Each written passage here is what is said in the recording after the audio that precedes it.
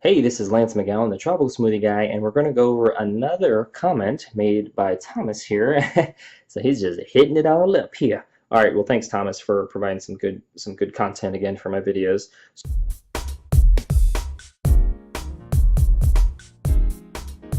So his response to one of my one of my other responses was he ended up saying, "Would you like to interview me?"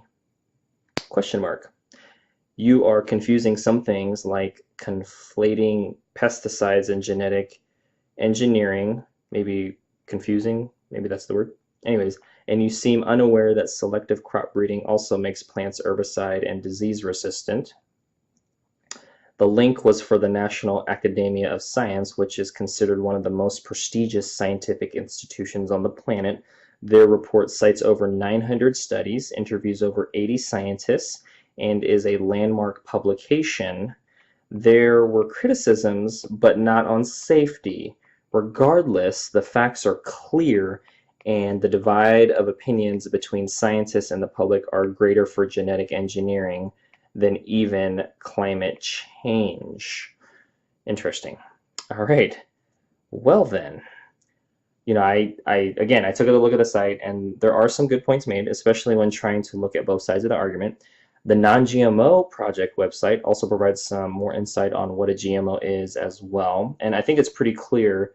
Definitely don't see eye to eye on this, and just because a site has a lot of studies, and they have talked to a lot of scientists, what are the positions of those scientists, and at the end of the day, are you willing to eat the food? Well, I guess you are, but are you willing to eat what's put on the food? Like, would you take even just a small amount of glyphosate and just drink it, or consume it, or sprinkle it on your food or soup or meals? Or would you take some Roundup Ready and put that on your food? And you may be like, well, I'm not going to do that in the quantities that they're put on crops, but still, even if they're trace amounts, like, these chemicals are not beneficial for our bodies. They don't have vitamins, they don't have nutrients. They're toxic.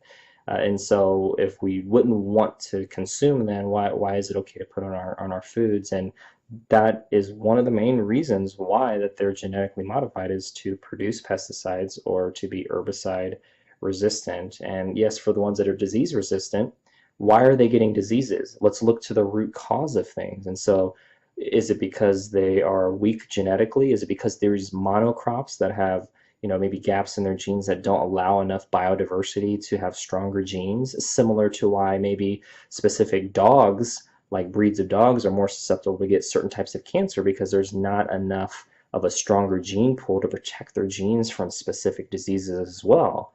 So, we need more biodiversity. We need to, for as much attention as you put on this website, I believe there should be as much, if not more, attention put on the scientific body of biology, which is the study of life. And that's the study of the microorganisms that are in the soil. That's the actual plant. That is the people that plant these crops and eat these crops. And so when you look at all of that, I feel like that is kind of getting a cold shoulder and not being looked at in its entirety. And I believe we should look at biology. We should, yeah, look at genetic engineering and selective breeding and all these things too. But most of the selective breeding, specifically in an organic sense, is more for like picking and choosing particular plants and seeds that will be able to best grow for a soil, not, for changing them completely and genetically so that they can produce these pesticides, herbicides. Like they, if there's a healthy soil, which I feel like is this redheaded stepchild of this whole crop yield topic, because really that's what a farmer wants. They want to be able to grow a large enough yield and have less of their crop be damaged due to disease or insects or weeds.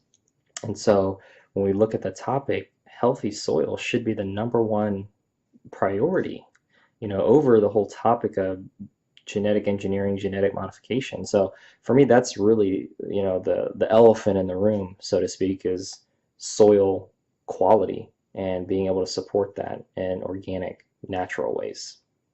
Well, that concludes today's video. Thank you so much for watching. Make sure to click the subscribe button so you can watch more videos like this one, or click one of the links in the description box below so you can continue to get your learn on.